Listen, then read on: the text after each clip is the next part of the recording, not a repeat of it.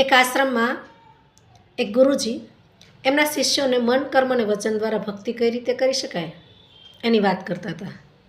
એમણે શિષ્યોને પૂછ્યું કે તમને કોઈને ખબર છે કે આ મન કર્મ અને વચન દ્વારા ભક્તિ કઈ રીતે કરી શકાય?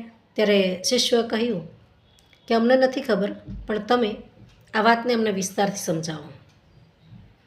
ત્યારે ગુરુજીએ વાત શરૂ કરી કે મન દ્વારા ભક્તિ એવી ભક્તિ જેને મનસા ભક્તિ પણ કહીએ છીએ, જે ભક્તિ રાવણે કરી છે.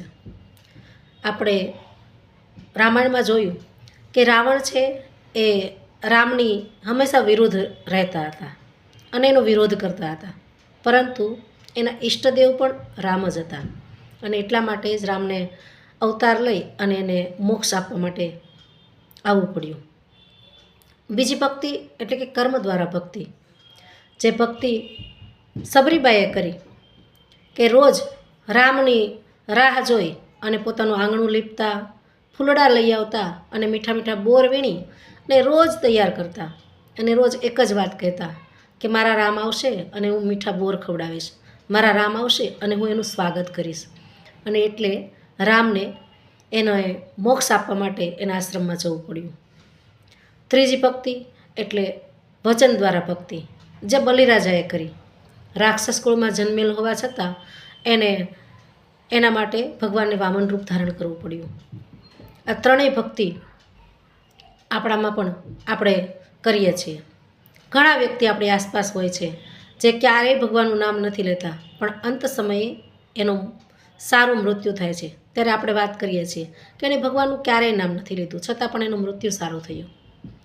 આ એની મનસા ભક્તિ છે. બીજી એટલે કે કર્મ દ્વારા ભક્તિ, જે ઘણા વ્યક્તિ મંદિરે જાય છે, સેવા પૂજા કરે છે, વાર તહેવાર રહે છે અને ભગવાનની ખૂબ જ પૂજા કરે છે.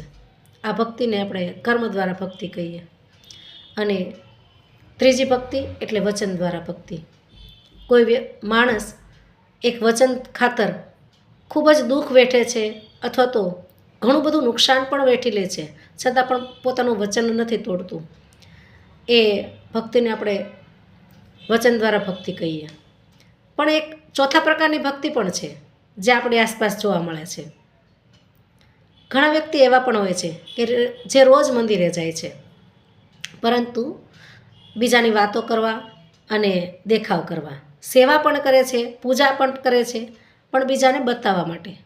તો આને આપણે કેવા પ્રકારની ભક્તિ કહેશું એ તમે મને કમેન્ટ કરીને જણાવજો.